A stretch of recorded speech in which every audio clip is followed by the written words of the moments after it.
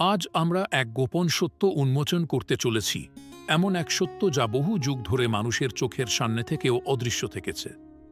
এমন এক শক্তির কথা বলবো আজ, যা আপনি প্রতিদিন ব্যবহার করছেন অথচ জানেন না। একটি শব্দ, একটি চিন্তা, একটি স্পন্দন, যেটি ইউনিভার্সকেও আপনার দিকে নম্রভাবে ঝুঁকে আসতে বাধ্য করে। ইউনিভার্স কোনো দূর আকাশগঙ্গায় অবস্থিত কোনো রহস্যময় তারাগুচ্ছ নয়। এটি আমাদের ভিতরেও ঠিক ততটাই জীবন্ত যতটা বাইরের বিস্তারে। যখন আপনি প্রার্থনা করেন তখন আপনি একজন ভিক্ষুক হন, কিন্তু যখন আপনি ভালোবাসা ও চেতনার সঙ্গে আদেশ করেন তখন আপনি সেই ইউনিভার্সের সঙ্গে একটি জীবন্ত সংলাপ শুরু করেন, যার শক্তিতেই সমগ্র সৃষ্টির পরিচালনা ঘটে। এই সংলাপকে জানা, শেখা এবং তাকে বেঁচে থাকা, এই হল দ্য সিক্রেট অব ম্যানিফেস্টেশন বা আবির্ভাবের রহস্য। পরমহংস যোগানন্দজি বলেছিলেন, যতক্ষণ আপনি নিজেকে একজন ভিক্ষুক মনে করবেন, ইউনিভার্সও আপনাকে করুণার দৃষ্টিতে দেখবে। কিন্তু যেদিন আপনি নিজেকে তার সন্তান জেনে আদেশ করবেন, ভালোবাসা ও পূর্ণ আস্থার সঙ্গে, সেদিন থেকেই ইউনিভার্স আপনার উত্তরদায়ী সেবক হয়ে উঠবে। আপনাদের সকল ঐশ্বরিক আত্মাদের সশ্রদ্ধ প্রণাম। আজ আমরা এমন এক যাত্রায় বের হচ্ছি যেখানে শব্দ শুধুই তথ্য বহন করবে না, তারা আপনার অন্তর্দ্বার খুলে দেবে। এই ভিডিও কোনো সাধারণ জ্ঞান নয়, এটি আপনার ও ইউনিভার্সের মধ্যে একটি জীবন্ত সেতুবন্ধন হয়ে উঠতে পারে, যদি আপনি কেবল শুনে না থাকেন, বরং তা অনুভব করেন। আপনার কাছে শুধু একটি অনুরোধ, যদি এই অনুভব আপনাকে স্পর্শ করে, তাহলে তা নিজের মধ্যে স্থান দিন। কমেন্টে লিখে জানান কোন চিন্তাটি আপনাকে গভীরভাবে স্পর্শ করেছে। আপনার একটি ভাবনা হাজারো মানুষের চেতনার দিশা দিতে পারে। চলুন তাহলে শুরু করি এই অসাধারণ উপস্থাপনার অভাবনীয় যাত্রা। প্রার্থনাকারী ব্যক্তি প্রায়শই ভয়ে অনুপ্রাণিত হয়ে প্রার্থনা করেন, হে ঈশ্বর, আমায় সাহায্য করো। কিন্তু যিনি আদেশ করেন, তিনি ভিতর থেকে জানেন, আমি সেই শক্তিরই অংশ যা এই ইউনিভার্স পরিচালনা করে। তিনি বলেন, হে ইউনিভার্স, আমি যা বলছি তা সম্পন্ন করো। এটি তাঁর অহংকার নয়, এটি তাঁর চেতনার স্পষ্টতা। মানবজাতির সবচেয়ে বড় ধ্বং হল সেই ঈশ্বরকে এক বাহ্যিক দেবতা ভাবে এবং নিজেকে এক দুর্বল প্রাণী। কিন্তু যেদিন আপনি বুঝে যাবেন আপনি একজন ভিক্ষুক নন, উত্তরাধিকারী, সেদিন থেকেই আপনার ইউনিভার্সের সঙ্গে সংলাপ বদলাতে শুরু করবে। আপনি কি কখনো ভেবেছেন, যখন একটি শিশু তার মায়ের কাছে কিছু চায়, সে প্রার্থনা করে না, সে দাবি করে? কেন? কারণ সে জানে তার আর মায়ের সম্পর্ক ভিক্ষুক ও দাতার নয়, বরং একত্বের। তাহলে কি ইউনিভার্স মায়ের থেকেও দূরের কিছু? অথবা আপনি নিজেই কি তার থেকে আলাদা? যদি আপনার এখনো উত্তর না মেলে, তাহলে সময় এসেছে আপনি যেন ইউনিভার্সকে আদেশ দিতে শেখেন। কিন্তু একটু থামুন। আদেশ দেওয়ার মানে এই নয় যে আপনি ইউনিভার্সের সঙ্গে লড়বেন বা রেগে যাবেন। সত্যিকারের আদেশ কি? সেটি হল শান্তি, ভালোবাসা এবং অটল বিশ্বাস থেকে উদ্ভূত এক অন্তরের ভাষা। পরমহংস যোগানন্দজি বলেছিলেন, আপনার শব্দই ঠিক করে দেয় আপনার শক্তির গন্তব্য। যখন আপনি কিছু বলেন পূর্ণ শ্রদ্ধা ও বিশ্বাস থেকে, ইউনিভার্স তখন শুধু শোনে না, গ্রহণ করে। তাহলে ভাবুন, আপনি যা বলেন তা কি সত্যিই বিশ্বাস থেকে আসে, নাকি আসে ভয় থেকে, অথবা শুধুই এক পুরনো অভ্যাস থেকে? আপনি কি কখনো অনুভব করেছেন শব্দের বাইরেও একটি শক্তি থাকে? আর যদি সত্যিই থাকে, তাহলে আপনি কি সেই শক্তিকে কেবল ইচ্ছা রূপে ব্যবহার করেছেন, না আদেশ রূপে? প্রশ্নটা কেবল এই নয়, আপনি কি চান? প্রশ্নটা হল, আপনি কিভাবে চান? কারণ ইউনিভার্সকে আদেশ দেওয়ার আগে আমাদের প্রয়োজন নিজেকে জানা ও পুরোপুরি গ্রহণ করা। যেই মুহূর্তে কেউ বুঝে ফেলে, ইউনিভার্সকে আদেশ দেওয়ার অধিকার আমার মধ্যেই নিহিত, সেই মুহূর্তে সে দাঁড়িয়ে যায় এক অসাধারণ অথচ সূক্ষ্ম দরজার সামনে। সেই দরজার নাম আত্মগ্রহণযোগ্যতা। যতদিন আপনি নিজেকে পুরোপুরি গ্রহণ না করবেন, ইউনিভার্স আপনার কথাগুলিকে পুরোপুরি শুনতে পারবে না। কেন? কারণ আপনি নিজেই নিজের ভিতর বিরোধ সৃষ্টি করছেন। একদিকে আপনি বলছেন, হে ইউনিভার্স, আমাকে এই অভিজ্ঞতা দাও, আর অন্যদিকে ভিতরে বসে থাকা আপনারই কোনো এক ছায়া প্রশ্ন তুলছে, আমি কি সত্যি এর যোগ্য? এটা কি অহংকার? এটা কি আদৌ সম্ভব? এই অভ্যন্তরীণ দ্বন্দ্বই খণ্ডিত করে সেই শক্তিকে, যা আপনার ইচ্ছাকে আদেশে রূপান্তর করতে পারত। কারণ এই ইউনিভার্স কেবল শব্দ শোনে না, এটি আপনার শক্তির তরঙ্গ উপলব্ধি করে। আপনি যা ভাবেন, আপনি যা অনুভব করেন, আপনি যা সত্য বলে গ্রহণ করেন, তা সবই এক অদৃশ্য ফ্রিকোয়েন্সি রূপে পৌঁছে যায় ইউনিভার্সে। আর যদি সেই ফ্রিকোয়েন্সি দ্বন্দ্বে পূর্ণ হয়, তাহলে ইউনিভার্সের প্রত্যুত্তরও হবে বিভ্রান্ত, অস্পষ্ট। এই জন্যই আদেশ দেওয়ার আগে প্রয়োজন নিজের ভিতরে অটল, নিঃশর্ত বিশ্বাস। আর সেই বিশ্বাস আসে কখন?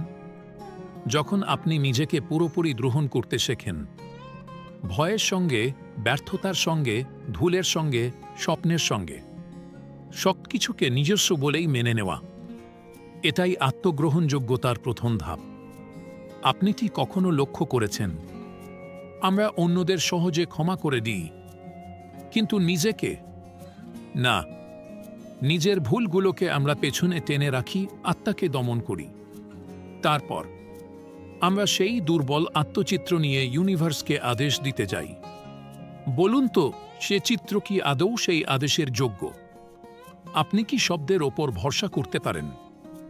এখানে এক গভীর প্রশ্ন জাগে। আপনি কি কোনোদিন নিজেকে বলেছেন, আমি যেমন আছি এভাবেই আমি ঈশ্বরের পরিপূর্ণ প্রকাশ? আপনি কি কখনো সাহস করে নিজেকে বলেছেন, আমার মধ্যে যা কিছু আছে সেটাই তো ইউনিভার্সের পূর্ণতা? নাকি এখনও আপনি অন্যের সংজ্ঞা অনুযায়ী নিজেকে পাল্টানোর চেষ্টা করছেন?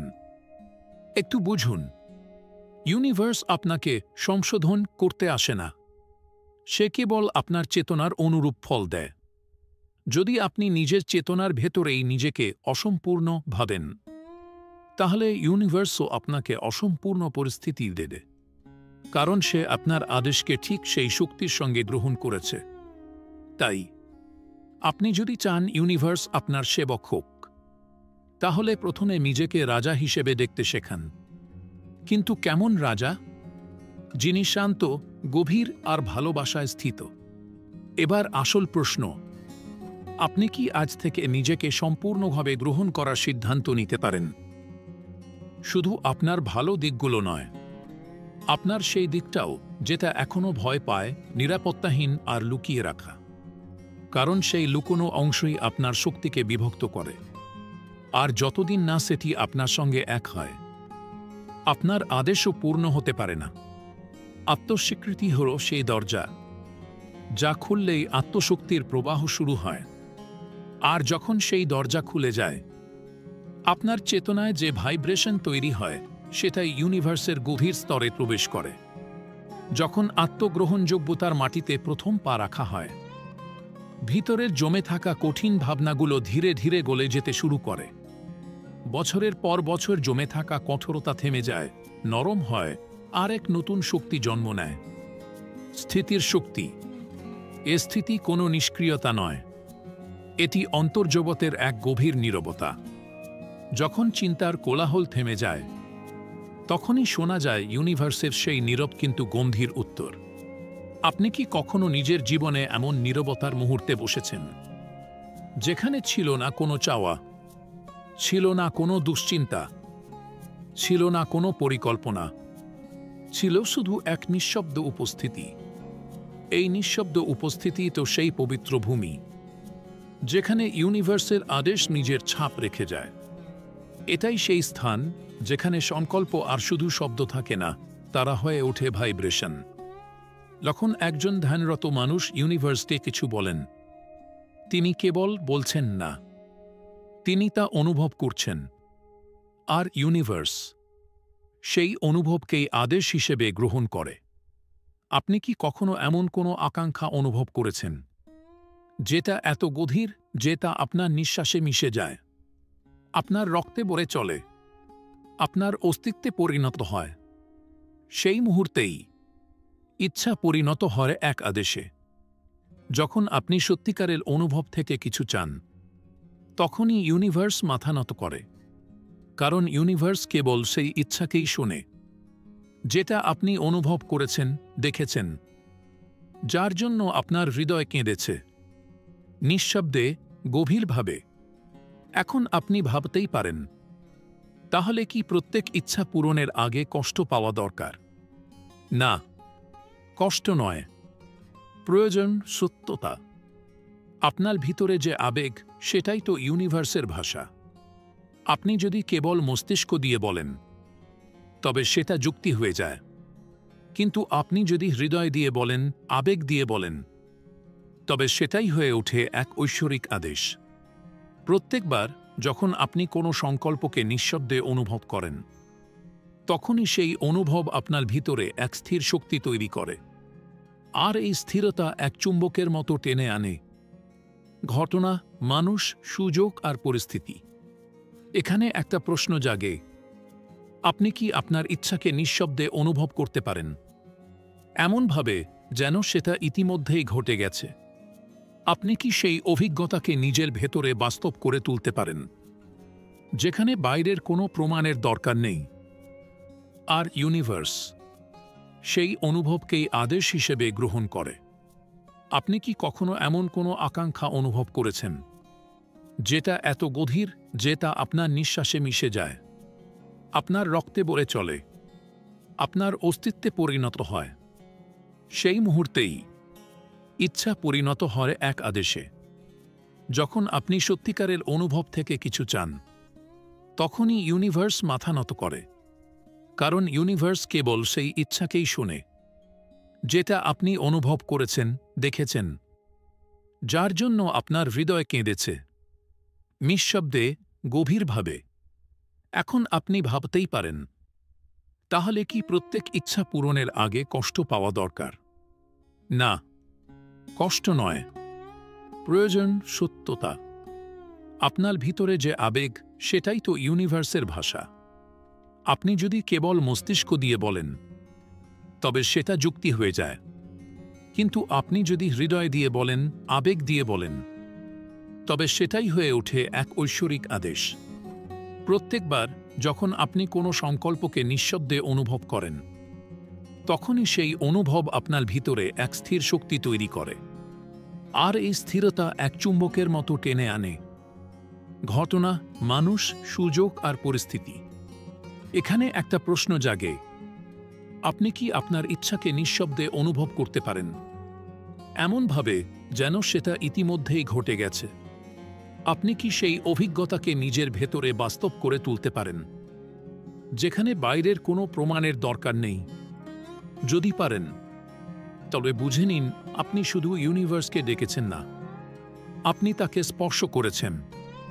তাই এখন সময় এসেছে, প্রতিদিন কিছুটা সময় দিন সেই নিঃশব্দ সাধনায়, যেখানে থাকবে না কোনো শব্দ, থাকবে শুধু অনুভব, যেখানে থাকবে না চাওয়া, থাকবে শুধুই পূর্ণতার অভিজ্ঞতা।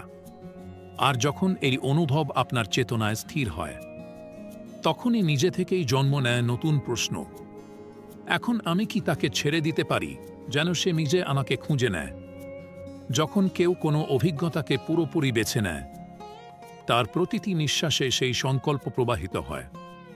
তখনই এক অদৃশ্য পরিবর্তন শুরু হয়, এক এমন পরিবর্তন যেটা দেখা যায় না, কিন্তু যা ধীরে ধীরে আপনার অস্তিত্বকে ছুঁড়ে ফেলে। ইউনিভার্স কোনো যন্ত্র নয়, যেখানে আপনি কিছু ইনপুট দিলে ফলাফল বেরিয়ে আসে। ইউনিভার্স এক জীবন্ত চেতনা, সে আপনার ভিতরে ওঠা অনুভবের ভাইব্রেশন শুনে।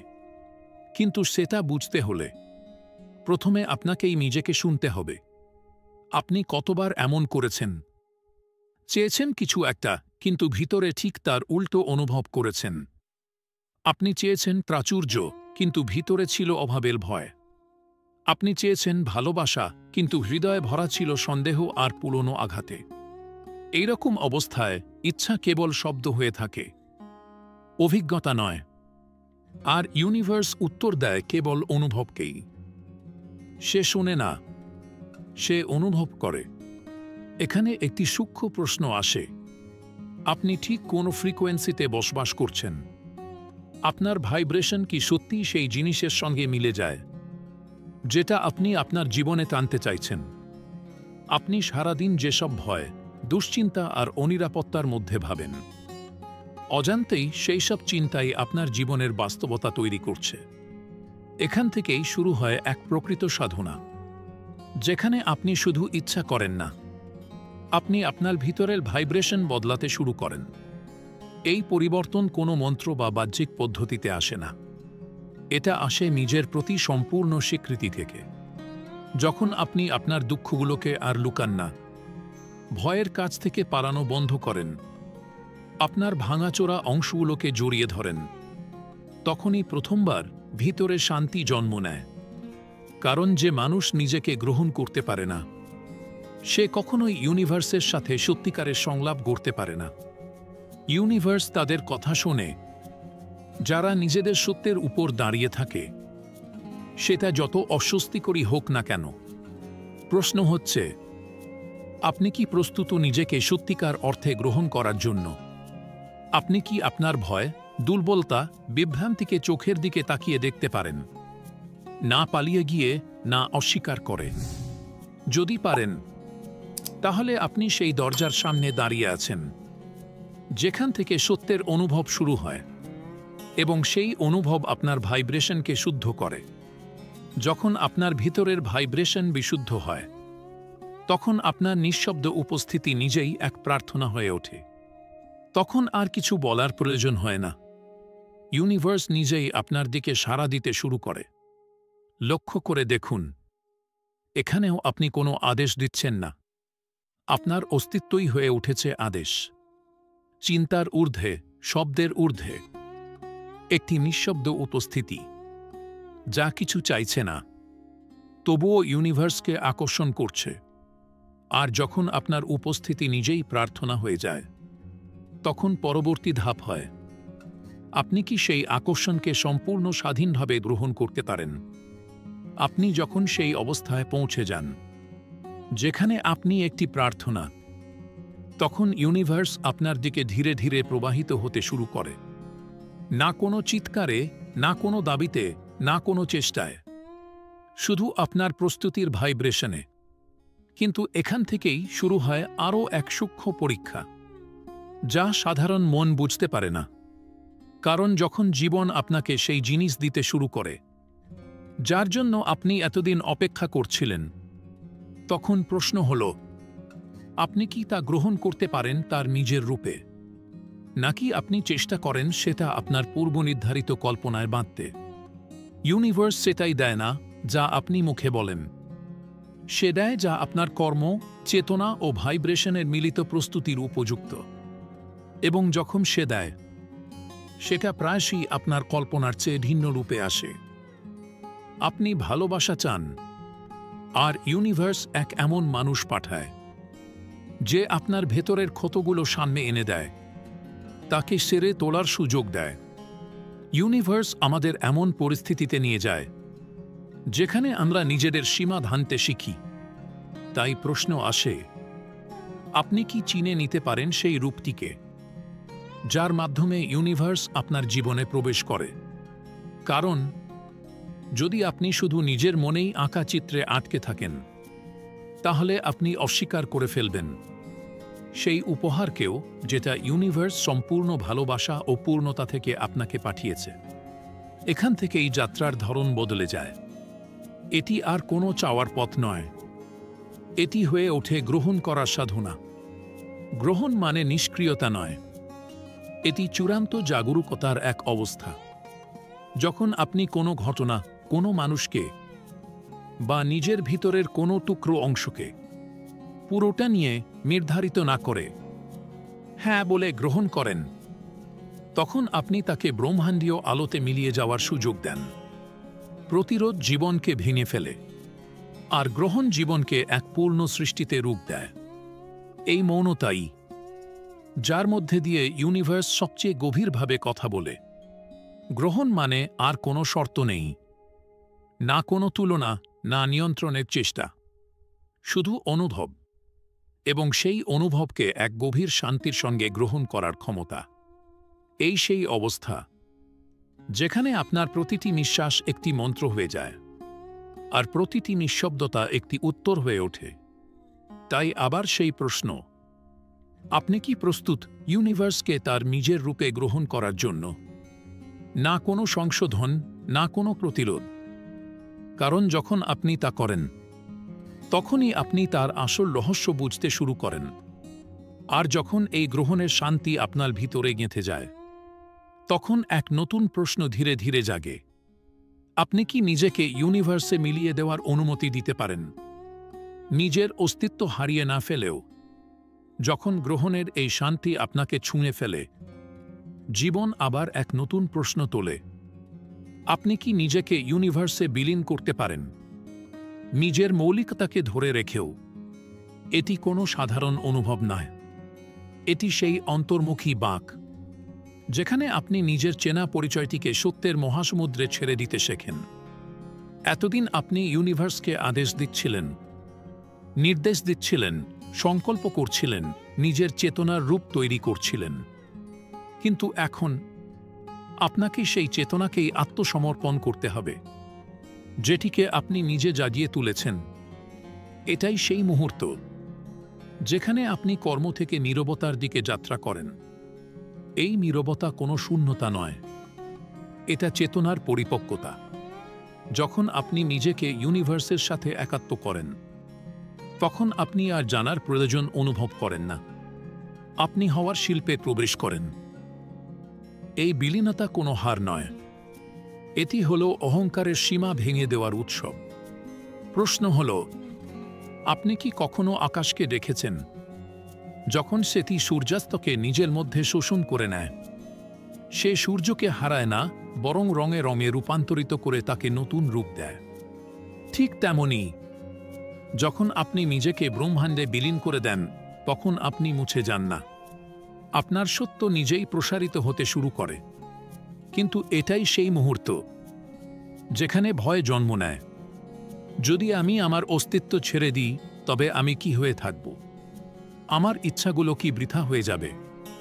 আমি কি হারিয়ে যাব, না মুক্তি পাব?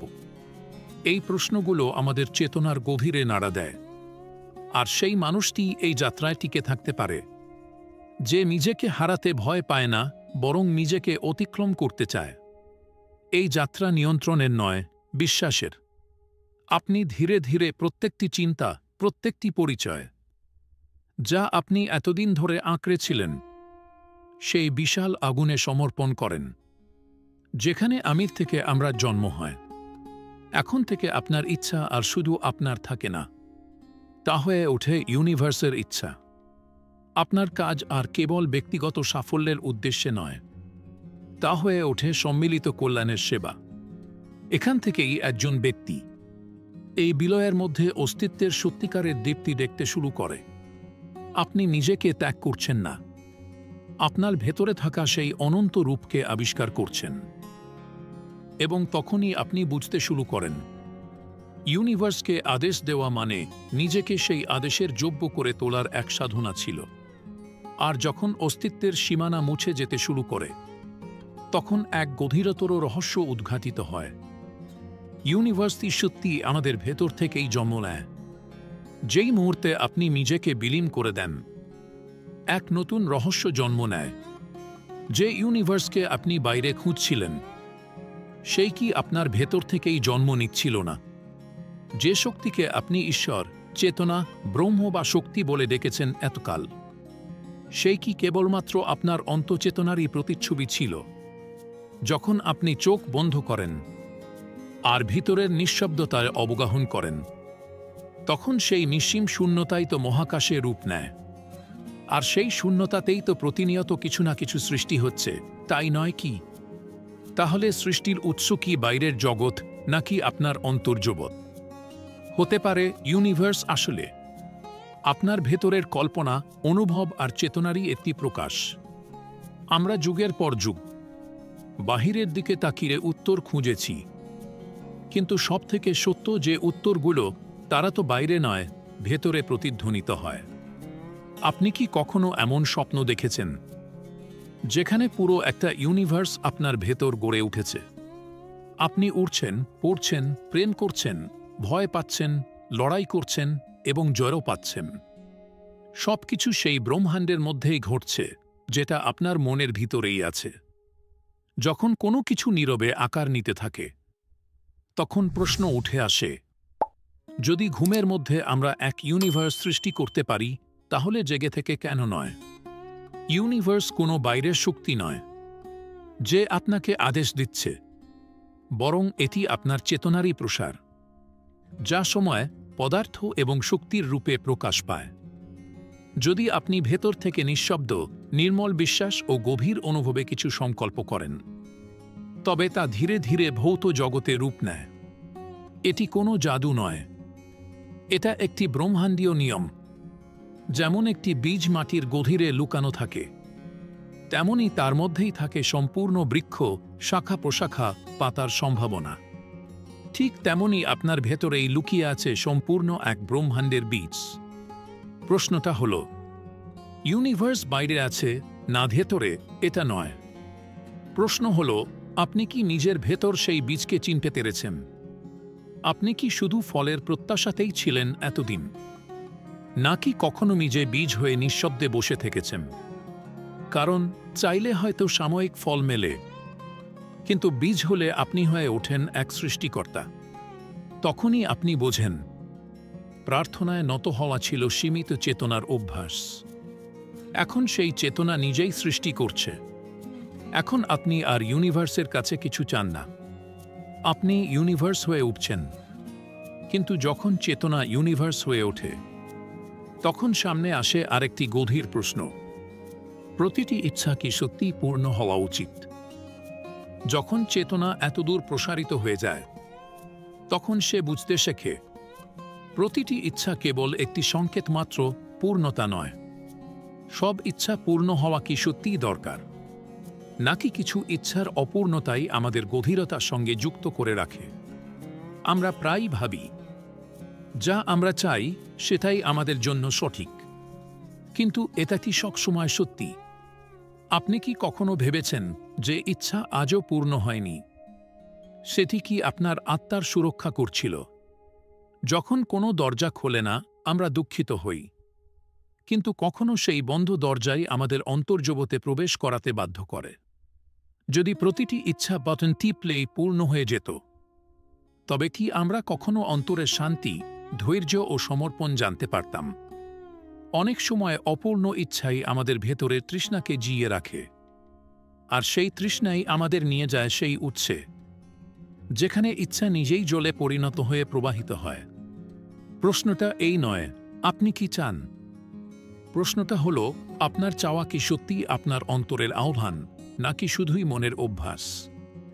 আমরা অনেকেই সারা জীবন ধরে অন্যদের দেখানো ইচ্ছার পিছনে ছুটি, যা আমরা ভুল করে নিজেদের ভেবেছি।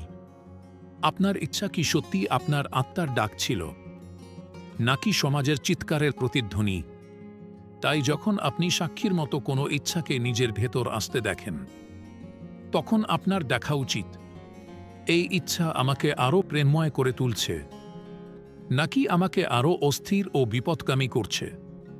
যদি ইচ্ছা আপনাকে আপনার কেন্দ্র থেকে দূরে নিয়ে যায়, তবে সেটা সমাজ যতই আকর্ষণীয় বলুক, আপনার জন্য তা বিষ হয়ে উঠতে পারে। কিন্তু যদি কোনো ইচ্ছা আপনাকে আরও শান্ত, স্থিতিশীল এবং গভীর করে তোলে, তবে সেটি আর ইচ্ছা নয়, এটি একটি ব্রহ্মসূত্র। মানুষকে নিজেকেই নির্ণয় করতে হয় কোন ইচ্ছাকে লালন করতে হবে আর কোনটিকে নম্রভাবে ত্যাগ করতে হবে। ত্যাগ মানে দুর্বলতা নয়, বরং এটি সেই শক্তির প্রকাশ যে জানে সব প্রাপ্তি দরকারি নয়। অসাধারণ শক্তি তখনই প্রকাশ পায় যখন আপনি পেতে সক্ষম হয়েও সচেতন সিদ্ধান্তে পেছনে সরে আসেন, যাতে আপনার ভেতরের সাম্য ও শান্তি বজায় থাকে। মনে রাখা জরুরি, অনেক ইচ্ছা আপনার আত্মাকে নয়, আপনার অহংকে তৃপ্ত করে। আর অহংকার তৃপ্ত হলে শান্তি দেয় না, নতুন ইচ্ছার জন্ম দেয়। তাই প্রজ্ঞা হল প্রত্যেক ইচ্ছার শিকড়ে যাওয়া, তার উৎস বোঝা। সেই ইচ্ছা কি কোনো ঘা, যা নতুন আকাঙ্ক্ষা হয়ে প্রকাশ পাচ্ছে, নাকি কোনো অদেখা ব্যথা যা লুকিয়ে আছে আকাঙ্ক্ষার মুখোশের পেছনে? অনেক সময় অপূর্ণ ইচ্ছাই হয়ে দাঁড়ায় সবচেয়ে বড় আশীর্বাদ, যা আপনাকে থামায় না, বরং আপনার ভেতরে নতুন দৃষ্টিভঙ্গির জন্ম দেয়। আর যখন আপনি ইচ্ছাকে দেখতে শেখেন, তখন আরেকটি রহস্য প্রকাশ পায়। সময় কি শুধুই এক মায়া? একটি মুহূর্ত যখন আপনি গভীরভাবে কোনো ইচ্ছাকে দেখতে শুরু করেন, তখন আপনি বোঝেন ইচ্ছা আসলে ভবিষ্যতের সঙ্গে যুক্ত। আর ভবিষ্যৎও কি দিয়ে গঠিত? সময়ের দ্বারা। কিন্তু সময় কি আদৌ বাস্তব, নাকি এটি কেবল মনের এক কৌশল যা অতীত ধরে রাখতে চায় ও ভবিষ্যতের কল্পনা করে? আপনি কি কখনো নিজের মধ্যে এমন কোনো মুহূর্ত অনুভব করেছেন যেখানে সময় থেমে গেছে, যখন আপনি ধ্যানে থাকেন, অথবা যখন কোনো তীব্র অনুভূতি আপনাকে স্পর্শ করে? তখন কি আপনি ঘড়ির কাঁটার শব্দ শুনতে পান? না, সেই মুহূর্তটা এতটাই প্রসারিত হয়ে যায় যেখানে অতীত ও ভবিষ্যৎ দুটোই মিলিয়ে যায়। এই যে সময়, এটি কি কোনো বাইরের বস্তু, নাকি কেবল আমাদের মনের এক আবরণ? মন সবসময় অতীতের স্মৃতিতে জড়িয়ে থাকে, আর সেই স্মৃতির ভিত্তিতেই সে ভবিষ্যতের ভয় আর আকাঙ্ক্ষা সৃষ্টি করে। কিন্তু আত্মা এসবের ঊর্ধ্বে। সে না অতীতকে চেনে, না ভবিষ্যৎকে। সে শুধু বর্তমানেই স্পন্দিত হয়।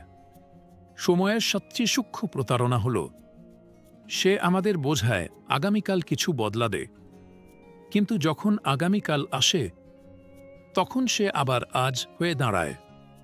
আপনি কখনো ভবিষ্যতে থাকেন না। আপনি যেখানে থাকেন সেটাই এখন। তাহলে সময় আসলে কি? সময় হল স্মৃতি, সময় হল কল্পনা, সময় হল পরিকল্পনা। কিন্তু সময় জীবন নয়। যখন আপনি জীবনকে সময়ের রেখার বাইরে থেকে দেখতে শুরু করেন, তখন আপনি উপলব্ধি করতে থাকেন আপনি কখনোই সময়ের মধ্যে ছিলেন না। আপনি সবসময় একটি অচল কেন্দ্রে ছিলেন, যার না কোনো শুরু আছে, না কোনো শেষ।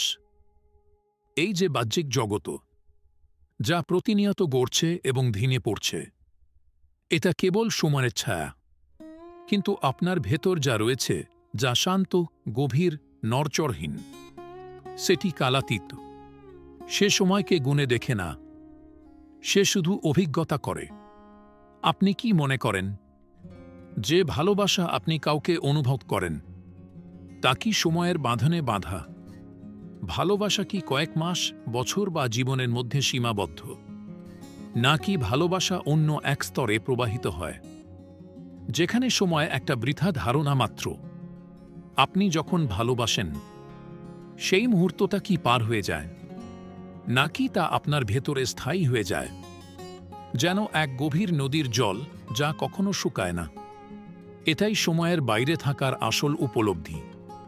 সন্তরা বলেছেন, যে বর্তমানে থাকে সেই চিরন্তনে থাকে। আর বর্তমানকে ধরার জন্য কোনো ঘড়ি, কোনো দিন তারিখ লাগে না। লাগে কেবল এক গভীর সচেতনতা, যা আপনাকে ভেতরে টেনে নেয়। সময়ের মোহ থেকে মুক্তি মানে এই নয় যে আপনি ঘড়ি ফেলে দেবেন, বরং আপনি সময়ের পেছনে দৌড়ানো বন্ধ করবেন। আপনি প্রত্যেক মুহূর্তকে পূর্ণভাবে বাঁচতে শুরু করবেন। আর তখন আপনি বুঝবেন, আসলে আপনি কোথাও যাচ্ছেন না, আপনি সবসময় সেখানেই ছিলেন।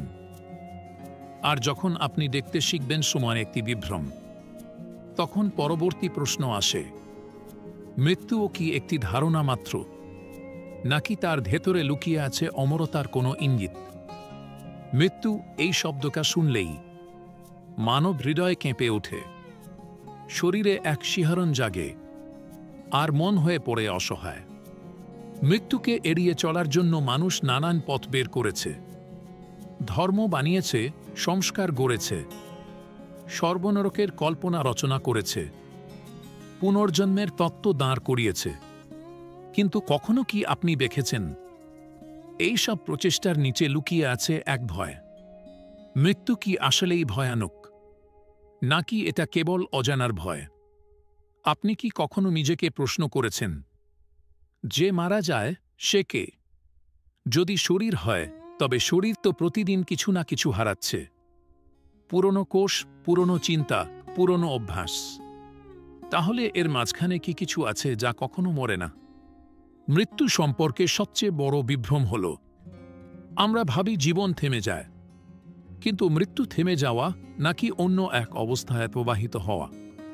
যেমন এক বীজ মাটিতে মিশে যায়, কেউ জানে না সে মরে যাচ্ছে নাকি গাছে পরিণত হচ্ছে, তেমনি মৃত্যু হয়তো একটি রূপান্তর, এক বীজের বিসর্জন। আপনি কি কখনো নিজেকে জিজ্ঞেস করেছেন, যিনি মারা গেছেন তিনি এখন কোথায়? যদি আপনি শুধু শরীরকে মৃত্যু ভাবেন, তাহলে সে তো জন্ম থেকেই আস্তে আস্তে মারা যাচ্ছিল। কিন্তু ভেতরের সেই চেতনা, যে এই শরীরকে দেখেছে, সুখ দুঃখ অনুভব করেছে, ভালোবাসাকে ছুঁয়েছে, হারিয়েছে, সেই চেতনা কোথায় যায়? চেতনা কি শেষ হয়ে যায় নাকি কেবল তার আবরণ বদলায়?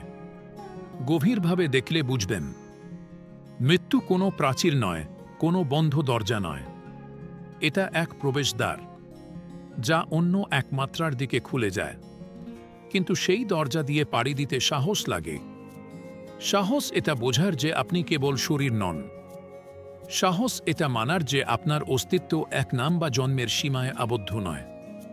আপনি কি কখনো মৃত্যুকে ভালোবাসার মতো দেখেছেন, যা সব অহংকার ধুয়ে দেয়, সব পরিচয় ধাসিয়ে দেয়, আর আপনাকে নিস্তর, নিরাভরণ আত্মসত্তার সামনে দাঁড় করিয়ে দেয়? যে মৃত্যু থেকে ভয় পায় সে আসলে জীবন থেকেই ভয় পায়। কারণ জীবনকে গভীরভাবে যে বাঁচে, সে জানে প্রতিটি সম্পর্ক একদিন ভাঙবে, প্রতিটি দৃশ্য বদলাবে, প্রতিটি নিঃশ্বাস হতে পারে শেষ। আর এই বোধ থেকেই তার ভালোবাসা গভীর হয়, তার নীরবতা খাঁটি হয়, তার জীবন পূর্ণতার দিকে ধাবিত হয়। তাহলে মৃত্যু কি সেই বন্ধু যে বারবার এসে আমাদের সত্যের মুখোমুখি করায়? যদি আপনি গভীরভাবে শুনেন, মৃত্যু কেবল একটি শেষ নয়, সে তো আপনার অন্তর্গত অমরতার এক প্রতিধ্বনি।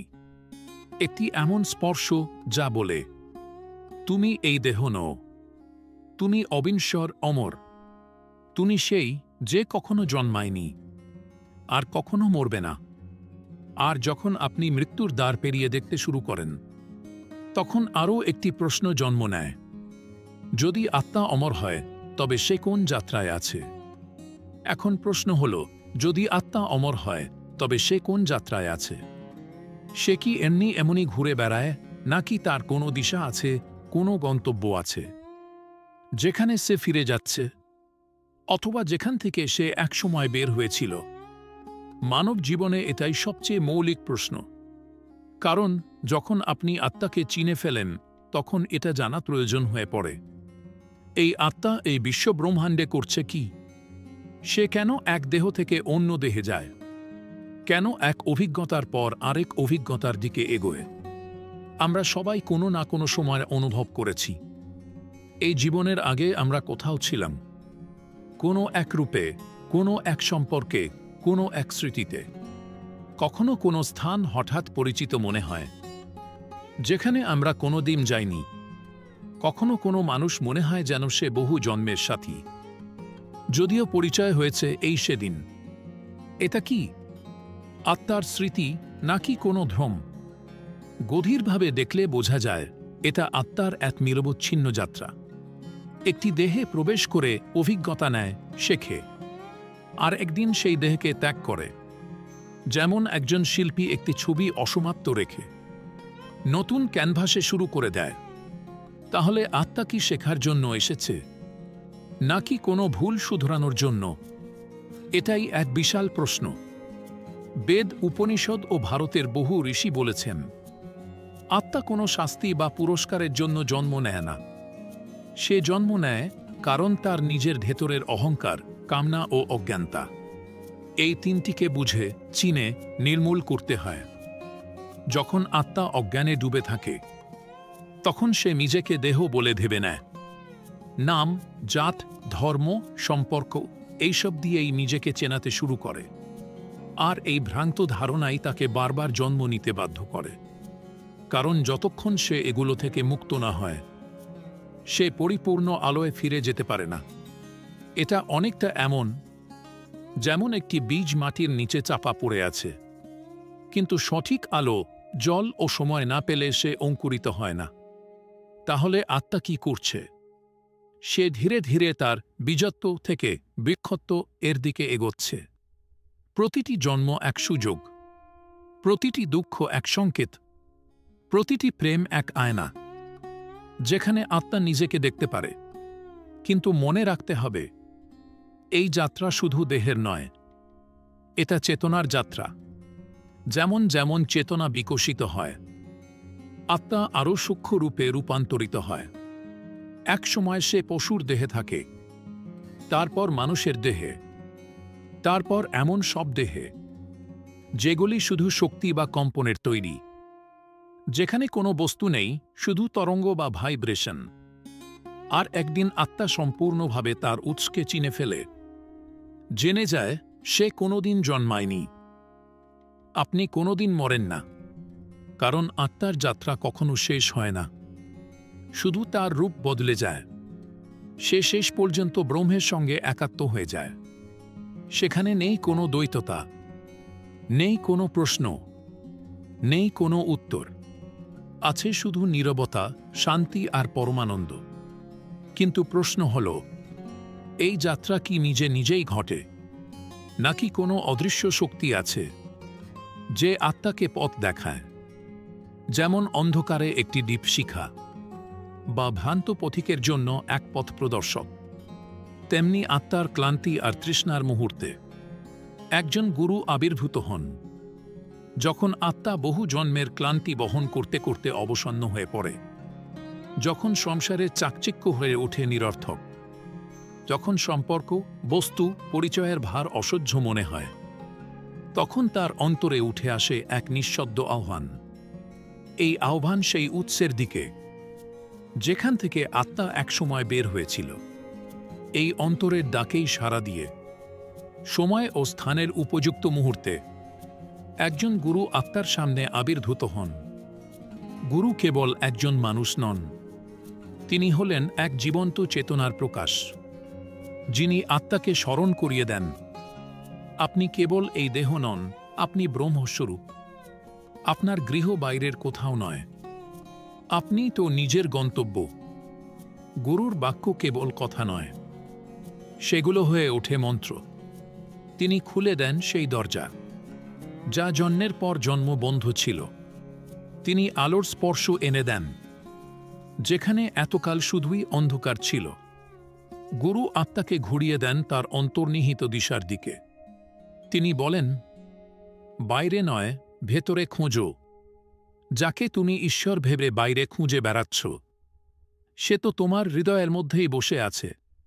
গুরু কোনো নতুন জ্ঞান দেন না, তিনি শুধু ভুলগুলো দূর করেন। যেমন একটি শিশু ভুলে গেছে যে চাবি তার হাতেই আছে, আর চারপাশে খুঁজে বেড়ায়, ঠিক তেমনি আত্মা নিজের আনন্দ, প্রেম, শান্তি সব খোঁজে বাইরের জগতে। আর গুরু বলেন, থামুন, দেখুন, আপনার ভেতরেই আছে সবকিছু। গুরুর কৃপা এক ধারার মতো প্রবাহিত হয়, যা আত্মাকে বয়ে নিয়ে যায় সেই স্থানে যেখানে সে হাজার জন্ম ধরে পৌঁছাতে চাইছিল। কিন্তু এই কৃপা তখনই ফলপ্রসূ হয় যখন আত্মা নিজেই প্রস্তুত হয়। কারণ যখন শিষ্য প্রস্তুত, তখনই গুরু প্রকাশিত হন। যখন আত্মা নিঃসংকোচে স্বীকার করে, আমি জানি না, আমার দিক নির্দেশনা প্রয়োজন, তখনই সার্বভৌম চেতনা তার সহায়তায় জেগে ওঠে। কখনো একটি শব্দের মাধ্যমে, কখনো একটি বইয়ের পাতায়, কখনো একটি অনুভবের আকারে, আবার কখনো একজন সাধারণ মানুষের মধ্য দিয়ে। এক অসাধারণ জাগরণের শক্তি হয়ে গুরু আত্মার সামনে আবির্ভূত হন। গুরুর উপস্থিতি কোনো অলৌকিকতা নয়, বরং তিনি আত্মার ভেতর লুকিয়ে থাকা ব্রহ্মস্বরূপ চেতনাকে জাগিয়ে তোলেন। এক সময় আসে যখন শিষ্য জিজ্ঞাসা করে, আমি কি সত্যিই ব্রহ্ম? গুরু তখন হেসে ওঠেন, এক মৃদু করুণাময় হাসি। তিনি বলেন, তুমি তো কখনোই কিছু আলাদা ছিলে না। তুমি সেই চেতনা যাকে তুমি এতকাল বাইরে খুঁজে ফিরেছ। এখন জেগে ওঠো। এই স্বপ্ন থেকে বেরিয়ে এসো, কারণ এখন শুরু হচ্ছে আত্মার চূড়ান্ত অধ্যায়, বিলয়ের অধ্যায়। এখন আর আত্মার নেই স্বর্গের লোভ, পুনর্জন্মের আকাঙ্ক্ষা, কোনো সিদ্ধি বা মুক্তির বাসনা। এখন তার একমাত্র আকাঙ্ক্ষা পূর্ণ একতা, যেখানে নেই আমি কিংবা তুমি, নেই কোনো দ্বৈততা, নেই বিকল্প। শুধু আছে এক বিস্তীর্ণ, নীরব অনন্ত চৈতন্য, স্থির অচল, জ্ঞানময়। এই অবস্থায় সমাধি। সেখানে পৌঁছে আত্মা হয়ে যায় সম্পূর্ণ মুক্ত।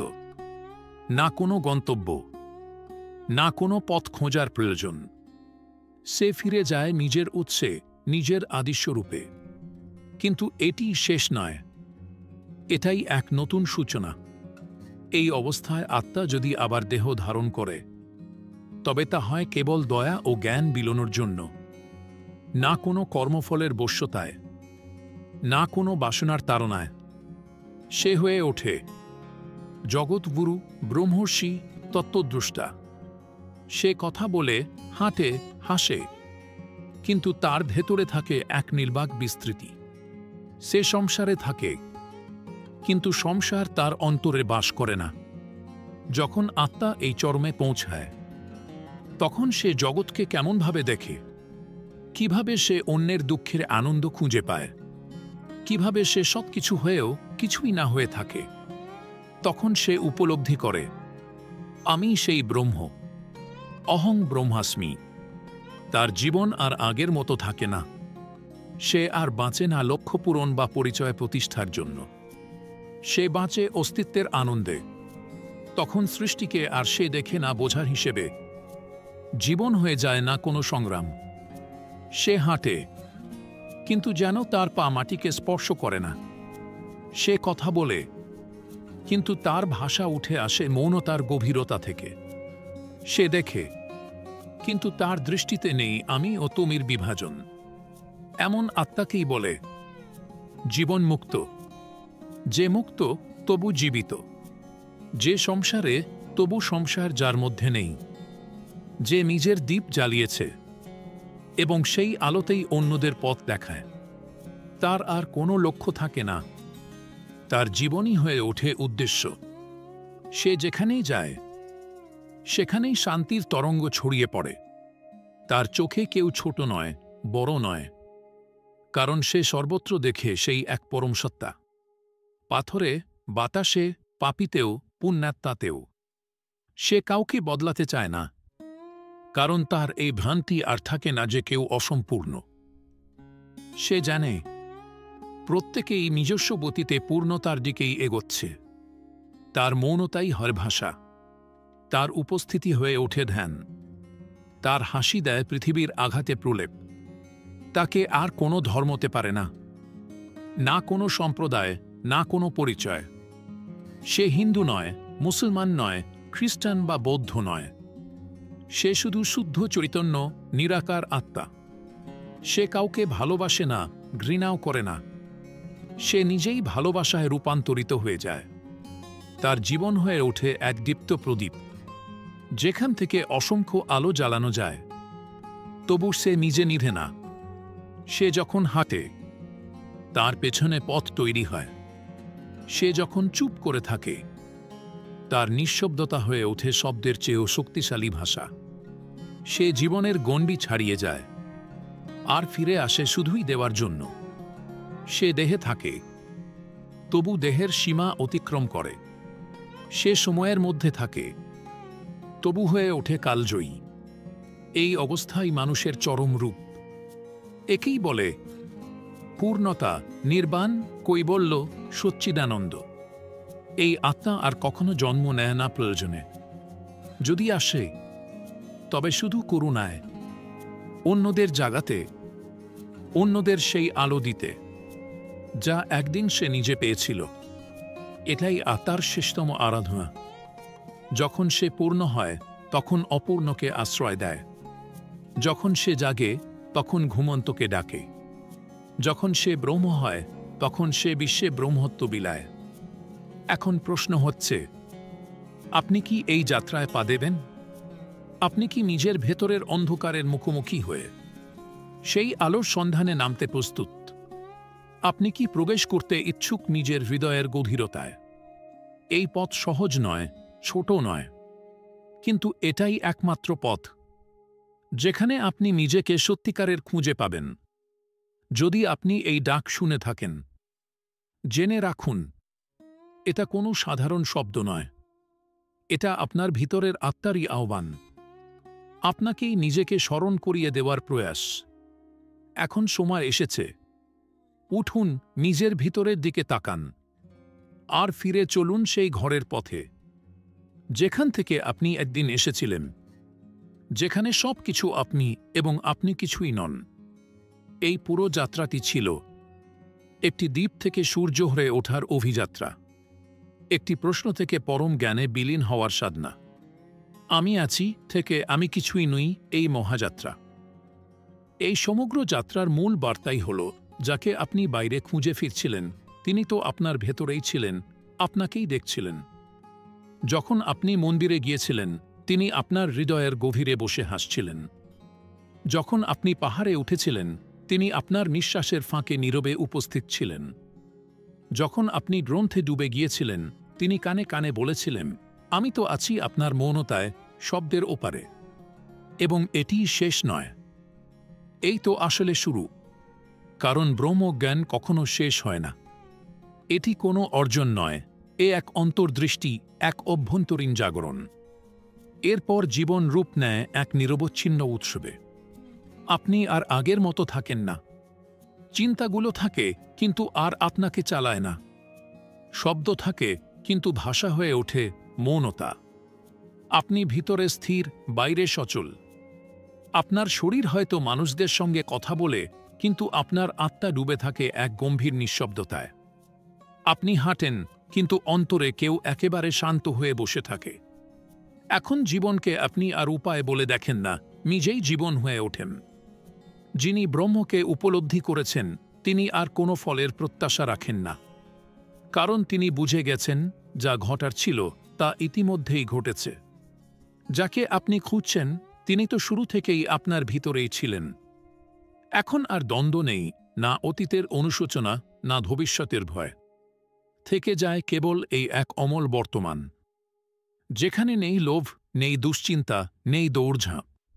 এই আত্মা এখন সুখী, কারণ ছাড়া। নিঃশব্দ, শব্দহীন থেকেও হাসে, কোনো কারণ ছাড়াই। কারণ সে জানে, আমি বলে কিছু নেই, সব কিছুই বিলীন আমার ভিতরে। এখন যদি কেউ প্রশ্ন করে, আপনি কে? আপনি হয়তো কোনো উত্তর দিতে পারবেন না, শুধু আপনার চোখে নেমে আসবে এক গভীর শান্তি। কারণ যিনি সত্যকে উপলব্ধি করেছেন, তিনি নাম পরিচয়ের বাইরে চলে গেছেন। তাঁর আর কোনো পরিচয়ের প্রয়োজন নেই, কোনো স্বীকৃতির দরকার নেই। তিনি হয়ে উঠেছেন আলো, শূন্যতা, পরম আত্মার প্রতিবিম্ব। আর আপনি এই যাত্রার সাক্ষী থেকেছেন। প্রত্যেক ধাপে, প্রতিটি শ্বাসে আপনি ধীরে ধীরে এগিয়ে এসেছেন নিজের গভীরে। প্রথমে আপনি ছিলেন শ্রোতা, তারপর সাধক, তারপর দর্শক, এবং এখন আপনি নিজেই পথ হয়ে উঠেছেন। এখন কি করবেন? এই দীপ্তিকে জ্বলতে দিতে হবে। এই নিঃশব্দতাকে আরও গভীর করতে হবে। এই ধ্যানকে প্রতিটি শ্বাসে প্রতিষ্ঠা করতে হবে। যখন আপনি প্রতিটি পরিস্থিতিতে শান্ত থাকতে পারবেন, প্রতীকী ভাঙনের মাঝেও স্থিত থাকতে পারবেন, তখন জেনে নেবেন আত্মা স্থির হয়ে গেছে। এখন সেই আত্মায় ছড়িয়ে দেবে আলো অন্যদের জীবনে। আর অবশেষে, যখন আর কিছুই বাকি থাকে না, তখনই সবকিছু অর্জিত হয়। যখন আপনি নিজের অস্তিত্ব থেকে শূন্য হয়ে যান, তখন পরম আত্মা পূর্ণ হয়ে ওঠেন আপনার ভিতরে। যখন আপনি আমিকে ত্যাগ করেন, তখন গোটা জগৎ আপনাকে আলিঙ্গন করে। এটাই চূড়ান্ত দ্বার। এখানে শব্দ থেমে যায়, চিন্তা নিঃশব্দ হয়ে যায়, প্রশ্নগুলো মিলিয়ে যায়। থেকে যায় কেবল অভিজ্ঞতা। এক অভিজ্ঞতা যা ভাষায় প্রকাশযোগ্য নয়, কোনো গ্রন্থে পাঠযোগ্য নয়, যা কেবল অনুভব করা যায় নিজের আত্মার গভীরতায়। তাই এখন চুপচাপ চোখ বন্ধ করুন এবং সেই কাজটিই করুন যা আপনার আত্মা আপনাকে দীর্ঘদিন ধরে বলে আসছে। ফিরে চলুন সেই ঘরে, যেখান থেকে আপনি এসেছিলেন। এটাই চূড়ান্ত আত্মসমর্পণ। এটাই চূড়ান্ত নিঃশব্দতা। এটাই চূড়ান্ত আলোকপ্রাপ্তি। এটাই চূড়ান্ত বাক্য, অহং ব্রহ্মাস্মি। প্রিয় সাধক, আমাদের উদ্দেশ্য কেবল তথ্য প্রদান নয়। আমাদের প্রকৃত সাধনা আপনাকে পরমাত্মার পথে স্থির করে দেওয়া। আর যদি আমরা আপনার হৃদয়ের অন্তরালে এক টুকরো আলো জ্বালাতে পেরে থাকি, তবে আমাদের সাধনাই সফল। শেষে একটি বিনম্র অনুরোধ: যদি এই যাত্রা আপনার হৃদয় ছুঁয়ে যায়, তবে অনুগ্রহ করে একে আপনার প্রিয়জনদের সঙ্গে ভাগ করে নিন। হয়তো কোনো ক্লান্ত আত্মার দরকার ছিল এই আলোর। আপনার এই উপস্থিতি, এই মৌন সহভাগিতা আমাদের কাছে এক অনন্ত প্রসাদ। হৃদয়ের গভীর থেকে কৃতজ্ঞতা জানাই আপনাকে। অনন্ত শান্তি, নিরবচ্ছিন্ন প্রেম এবং আলোকিত জীবনের শুভকামনা।